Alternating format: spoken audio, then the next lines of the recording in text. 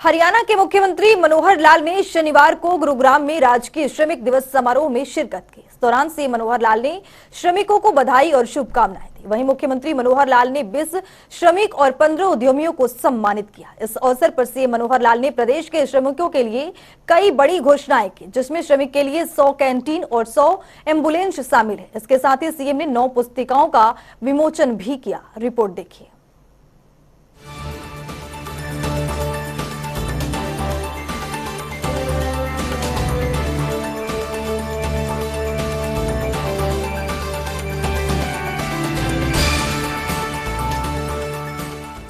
की नगरी गुरुग्राम में विश्वकर्मा जयंती के अवसर पर राजकीय श्रमिक दिवस समारोह का भव्य आयोजन हुआ। इस दौरान मुख्यमंत्री मनोहर लाल ने श्रमिकों के कल्याण के लिए कई घोषणाएं की। उन्होंने 60 लाख से ज्यादा श्रमिक परिवारों के लिए मुख्यमंत्री परिवार स्वास्थ्य परीक्षण योजना की घोषणा की। इसके तहत ईएनटी, ब्लड, शुगर, ईसीजी के टेस्ट साल में एक बार निःशुल्क होंगे। मुख्यमंत्री ने प्रदेश में 200 श्रम योगी क्लिनिक खोलने की भी घोषणा की। कि जितने हमारे श्रमिक परिवार हैं, जो मैंने अभी 60 लाख बताए हैं, यहां संख्या थोड़ी ज्यादा बताई गई है, लेकिन 60 है, 65 है, जो भी हो, रजिस्ट्रेशन का विषय है। हाँ, इसके अंदर असंगठित श्रमिक की संख्या और ली गई है।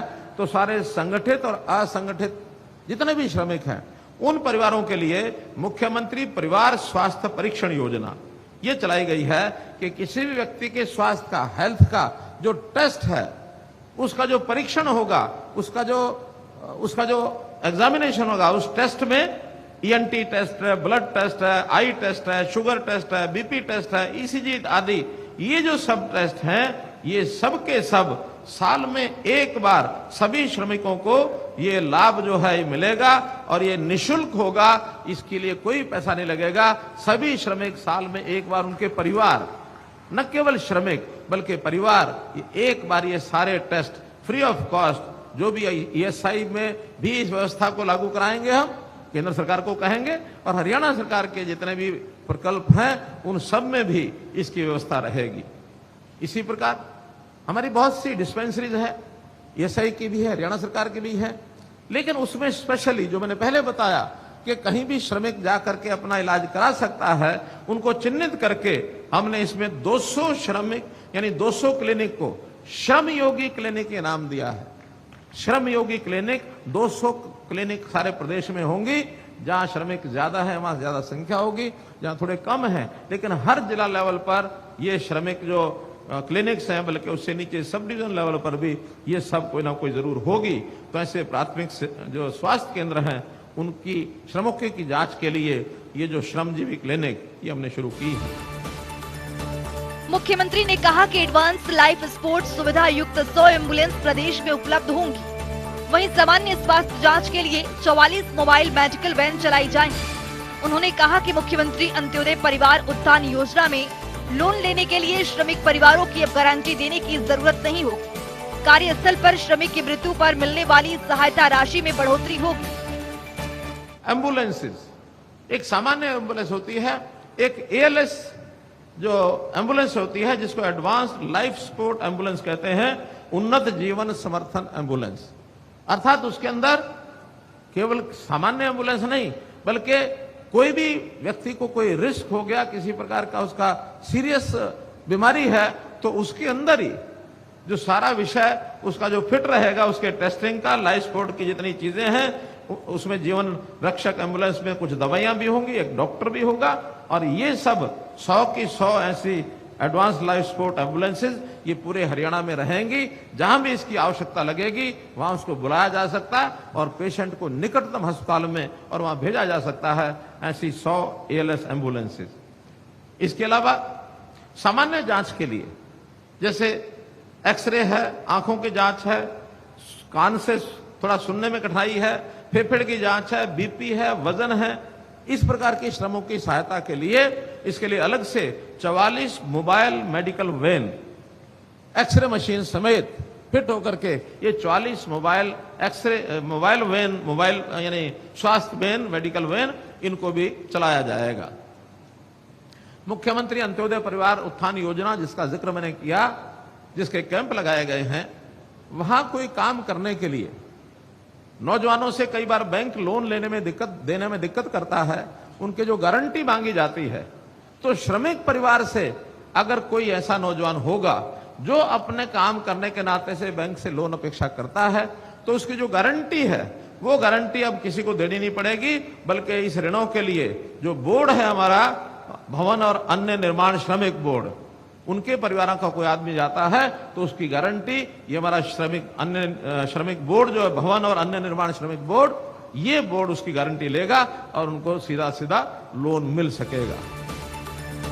इस कार्यक्रम के दौरान मुख्यमंत्री ने कार्यस्थल पर असंगठित क्षेत्र के श्रमिक की मृत्यु पर 2.5 लाख रुपए की सहायता को बढ़ाकर 4 लाख करने की घोषणा की। विकलांगता पर मिलने वाली सहायता को भी बढ़ाया गया। विकलांगता में हर प्रकार की सहायता को दोगुना किया गया। वहीं विकलांग बच्चों की सहायता को 2,500 प्रति माह से बढ़ाकर 3,000 रुपए किया गया। हमारे जो मजदूर प्रवासी मजदूर हैं, खास करके असंगठित मजदूर हैं, संगठित मजदूरों के लिए तो बीमा की योजनाएं हैं, काम करते हुए मृत्यु हो जाए तो उसको पैसा मिलता है, लेकिन असंगठित जो मजदूर हैं उनको मिलता तो उनका भी है, लेकिन उनकी राशि बहुत कम ऐसी लगती है। तो उस राशि को बढ़ाने के लिए हमने विचार किया है कि अभी तक जो 2.5 लाख रुपया ऐसी मृत्यु कार्यस्थल पर रोजगार करते समय मृत्यु होती है असंगठित लेबर की, वो जो 2.5 लाख रुपया का प्रावधान है इसको बढ़ा करके 4 लाख रुपया किया जाता है। भगवान न करे ऐसे किसी के कोई दिन आए कि किसी की मृत्यु हो, लेकिन आखिर परिवार की सामाजिक सुरक्षा ये बहुत जरूरी है। तो इस नाते से इस बीमा योजना को हमने बढ़ाया है। विकलांगता के पर भी ऐसे असंगठित परिवार हैं जिनकी विकलांगता का पैसा जो पहले 50% तक 75,000 रुपया मिलता था उसको 1.5 लाख रुपया कर दिया है। 51 से 75% 1 लाख था उसको 2 लाख किया है, और 76% या इससे ऊपर विकलांगता हो जाती है तो पहले जो 1.5 लाख था उसको 3 लाख रुपया किया जाता है। अर्थात हर प्रकार की सहायता इसमें डबल कर दी गई है। मित्र, जो विकलांग बच्चों की सहायता 2,500 रुपया प्रति माह पहले जो दी जाती रही है, अब उसको 3,000 रुपया किया जाता है। ये भी एक उसमें वृद्धि, जो 20% की वृद्धि ये की जाती है। मुख्यमंत्री ने इस अवसर पर घोषणा की कि हर थैलेसीमिया के मरीजों की मदद करते हुए उन्हें 2,500 रुपए मासिक धनराशि दी जाएगी। सीएम ने कहा कि अंत्योदय आहार योजना के तहत राज्य में श्रमिकों के लिए 100 कैंटीन खोली जाएगी। इनमें 100 रुपए में श्रमिकों को भरपेट खाना मिलेगा। खाने पीने की कैंटीन एक बहुत अच्छा सफल प्रयोग है कि ऐसे श्रमिक जिनको शायद घर में भोजन बनाने में या कई बार अकेला होता है परिवार में, उसको समय भी नहीं है, तो ऐसे लोगों के लिए हमने कैंटीन की जो व्यवस्था की थी जिसको अंत्योदय आहार योजना हमने कहा। इस अंत्योदय आहार योजना की पहले चरण में 10 कैंटीन चलाई गई थी। बहुत अच्छा ये प्रयोग है। 10 रुपया इसमें मजदूर को देना पड़ता है, बाकी डिपार्टमेंट जो है 15 रुपया उसको सब्सिडाइज करता है। 25 रुपए का खाना 10 रुपए में दिया जाता है। इन क्षेत्रों में श्रमिकों को बहुत उसका लाभ हुआ है। हमने आज ही कहा है कि इस योजना को विस्तार करके हरियाणा में 100 कैंटीन ऐसी बनाई जाएंगी ताकि श्रमिकों को और इस प्रकार की कई कठिनाई आती है वो ना आए। तो ऐसी जो कुछ योजनाएं हैं, इन योजनाओं के बारे में आपको बताया है। इस अवसर पर मुख्यमंत्री मनोहर लाल ने भगवान विश्वकर्मा को कोटि कोटि नमन करते हुए सभी को, विशेषकर शिल्पियों, कारीगरों और तकनीशियनों को विश्वकर्मा जयंती की हार्दिक बधाई एवं शुभकामनाएं दी। मुख्यमंत्री ने कहा कि बड़ा ही सुखद संयोग है कि आज हमारे कर्मयोगी एवं ओजस्वी प्रधानमंत्री नरेंद्र मोदी का भी जन्मदिन है। उन्हें आधुनिक, विकसित और आत्मनिर्भर भारत का शिल्पी कहा जाए तो कुछ भी गलत नहीं होगा। इस अवसर पर उन्होंने प्रदेश के 2.5 करोड़ जनता की ओर से और अपनी ओर से प्रधानमंत्री को जन्मदिन की हार्दिक बधाई एवं शुभकामनाएं दी। अंत में मैं आपको सबको, खास करके जो सम्मानित होने वाले हमारे जो श्रमिक हैं अथवा उद्यमी हैं, इन सबको बहुत बहुत बधाई देता हूं। आपको भी राष्ट्रीय हमारा श्रमिक दिवस और भगवान विश्वकर्मा जी के जन्म दिवस की और विशेष करके अपने देश के प्रधानमंत्री श्री नरेंद्र मोदी जी के जन्म दिवस की बहुत बहुत बधाई, बहुत बहुत शुभकामनाएं, बहुत बहुत धन्यवाद। वहीं सीएम मनोहर लाल ने कहा कि भारत को विश्व का शिल्प गुरु भी माना जाता रहा। राष्ट्र को ये गौरव दिलाने का श्रेय विश्वकर्मा समाज को ही जाता है। विश्वकर्माओं की अद्वितीय शिल्पकला, अद्भुत चमत्कार एलोरा की गुफाओं में देखा जा सकता है। मुख्यमंत्री ने कहा कि हरियाणा में श्रमिकों के कल्याण और उत्थान के लिए अनेक योजनाएं चलाई जा रही है। उन्होंने कहा कि इस समय श्रम विभाग के पोर्टल पर लगभग 52,30,000 श्रमिक पंजीकृत हैं। साथ ही भवन एवं कर्मकार कल्याण बोर्ड लगभग 8 लाख श्रमिक पंजीकृत हैं, जिनमें से 6 लाख से अधिक सदस्य सक्रिय हैं। प्रदेश सरकार ने इनके कल्याण के लिए ठोस कदम उठाए हैं। हरियाणा भवन एवं अन्य सनिर्माण कर्मकार कल्याण बोर्ड की ओर से वर्तमान सरकार के कार्यकाल में लगभग 17,47,000 निर्माण श्रमिकों के कल्याण के लिए 906 करोड़ रुपए की राशि खर्च की गई। अंत्योदय आहार योजना के तहत 10 जिलों में श्रमिकों को 10 रुपए में भोजन उपलब्ध करवाया जा रहा है। इसके साथ ही सीएम ने कहा कि सरकार की ओर से रोजगार के अवसर उपलब्ध करवाने के लिए समय समय पर ब्लॉक स्तर पर अंत्योदय रोजगार मेलों का आयोजन किया जा रहा है। अंत्योदय रोजगार मेले में लगभग 30,000 लोगों को रोजगार दिया गया है। श्रमिकों की शिकायतों को शीघ्र निपटान के लिए ऑनलाइन शिकायत निवारण पोर्टल भी शुरू किया गया है। मुख्यमंत्री महिला निर्माण श्रमिक सम्मान योजना के तहत सभी पंजीकृत महिला श्रमिकों को कपड़ों और उनकी व्यक्तिगत जरूरत के लिए 5,100 रुपए की सालाना वित्तीय सहायता दी जाती है और निजी क्षेत्रों के उद्यमों में अधिक से अधिक रोजगार के अवसर उपलब्ध करवाने के लिए प्रदेश के युवाओं को 75% आरक्षण भी दिया है।